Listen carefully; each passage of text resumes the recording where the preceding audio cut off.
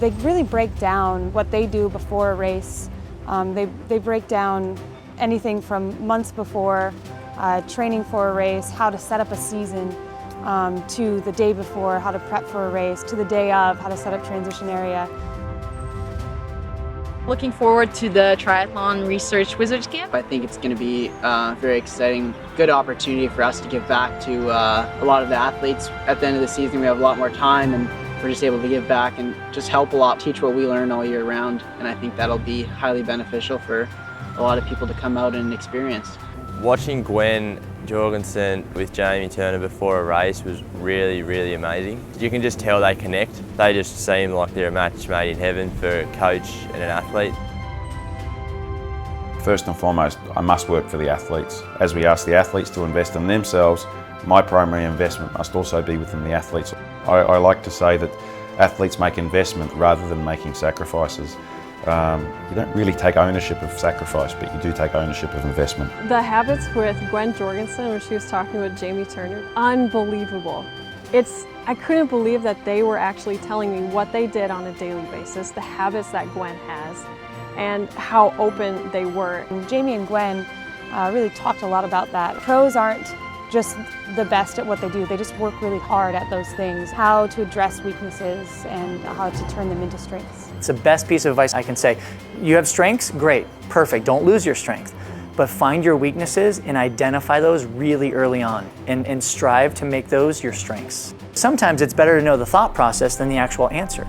Breaking it down into little bits that you can then apply to your daily life or other athletes' training perspectives.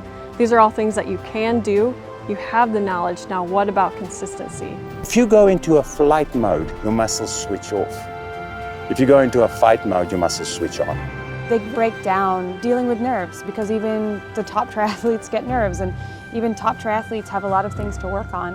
And I think that was really helpful to realize. When you're nervous, most people, not everybody, but most people deactivate. They lose access to their muscles. So remember, 50% of what we know is wrong. We just don't know what 50% it is. A lot of people just throw strength on top of an athlete, but they don't look at the way they move. And that's one thing that Triathlon Research Camps is going to do. We're going to look at the way they move, then we're going to teach them how to move better through different exercises. What Triathlon Research is doing is placing the bar a little bit higher. It's about process and not outcomes. It's about doing the process on the bike, in the swim, and on the run, and your outcomes will come along with that.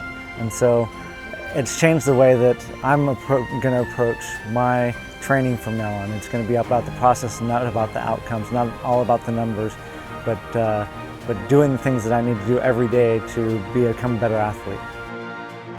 There's one or two things causing 5 or 6 errors, so it usually just comes down to adjusting that and everything else falls into place. There were so many little things that I didn't even realise that, that they would even look into. And when I saw that, I was like, wow, that's okay, that's what it takes to become a pro, and like that's the level of competition that they have to be at. I've been working with triathletes for a number of years, and what I've come to realise is a lot of triathletes make the swim harder than it has to be. They tend to zigzag. You've got to master the skills that it takes in the open water.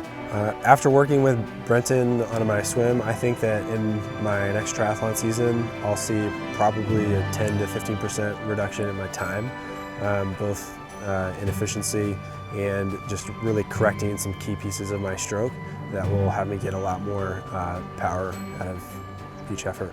You can't win the race with the swim, but you can lose it. If you want to race like a champion, if accomplishment is important to you, if racing is important to you and you want to achieve and get to a place on the podium, I mean, who better to learn from people who have repeatable success doing that. So Gwen is a champion racer and regularly goes through the full demands of what it takes to train, to prep for a race, to go through that race week, and not just do that once, but consistently. So if there's anyone to learn from about how to race successfully, it's going to be the people who are successfully racing all the time.